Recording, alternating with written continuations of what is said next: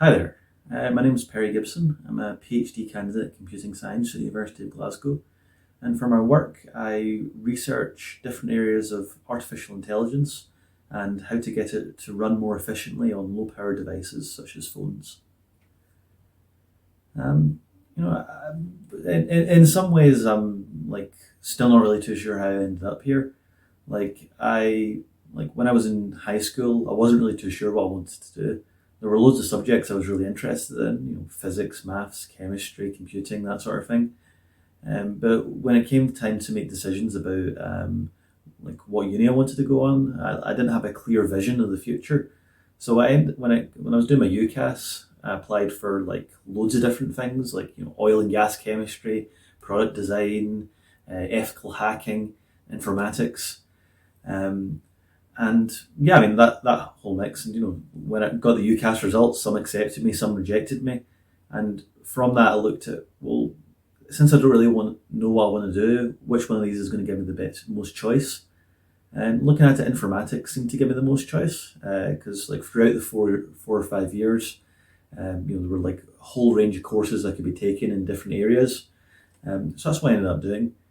But when I was at uni, I still didn't really have a clear guiding star. I mean, there was stuff that interested me, but I, was jumping from thing to thing, trying to get a taste for it. But then eventually, maybe around my fourth year, I found that I was really quite good at certain types of programming and looking at research problems in a certain way.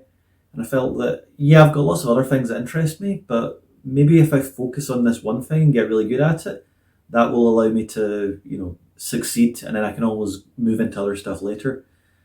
So yeah, that's what I ended up doing. I stuck at it for a bit and eventually got the grades to get into a PhD program. So yeah. If I was to say what my favorite part of this job is, it's perhaps how unstructured it is, which comes with some downsides, but also some upsides. I feel like I've very much been thrown in at the deep end where I need to figure stuff out. And I think maybe in high school and early uni, I learned a lot of bad habits about maybe I could coast by not studying that much, or and I generally do okay. So now I've got into the PhD. It's I'm setting my own schedule, and I can end up losing days and days if I don't do the right thing.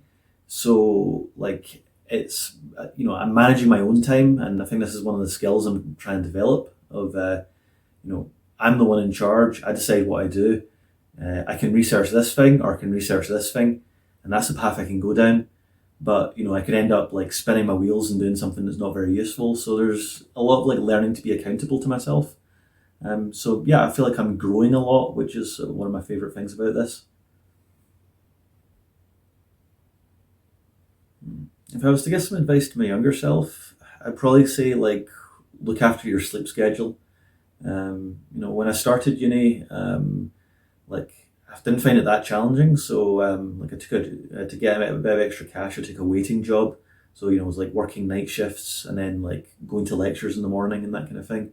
And I just wasn't getting enough sleep, and it was okay and fun for a while, but it wasn't sustainable. And my mental and physical health suffered after a while.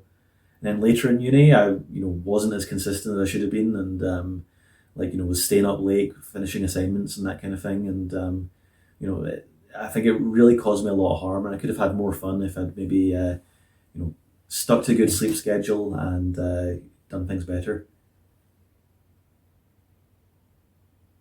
Hmm. As to think about what inspires me, I think it's looking at the pace at which everyone is going.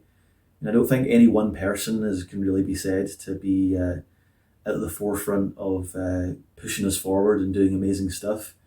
Even these big famous technologists people are, it's really thousands of other people that are standing behind them that are making that progress happen. But if you look at, say, something like the Raspberry Pi Zero, it's like a £5 computer, and it's got more power in it than a computer a few decades ago that cost millions of dollars. And I think that's remarkable that just by everyone putting in a little bit of consistent effort, thousands of people doing something, we can really see that progress happen. And what's a relatively short period of time?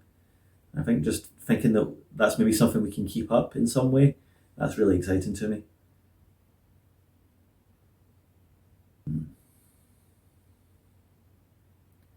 I think my first big break was in the second year of uni. I managed to get an internship at a place called the Data Lab, which were doing like a lot of funding for like master's students and also like data science projects across Scotland.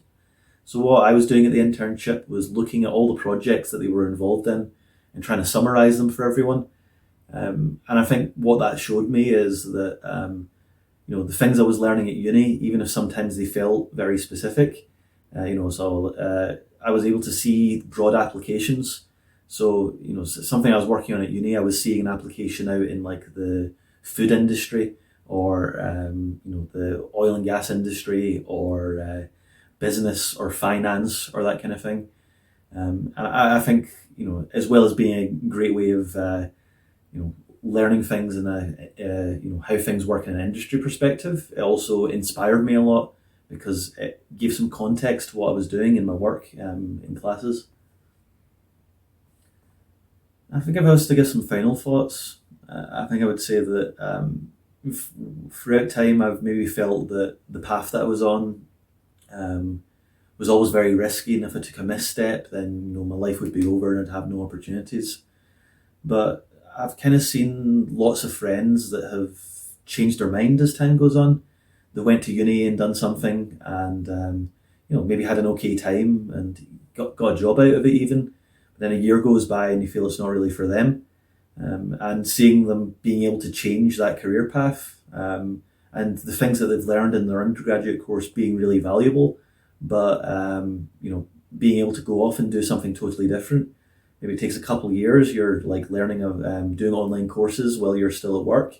But I've seen like 3 or 4 friends that have gone into something totally different and then ended up getting really good careers out of it. So I think it's important to think about what you're passionate about and what drives you. But you don't need to necessarily be thinking about is this going to be what you're doing forever and ever, because that's not really the world that we're going into. Maybe our grandparents, worked in the same job for 30 years or whatever, but what we're going to be doing is going to be changing every couple of years anyway. We're in an increasingly digital world, and you're going to have to learn new skills as you go. So don't be afraid to take a step forward, because there's always going to be other steps and forks in the path ahead.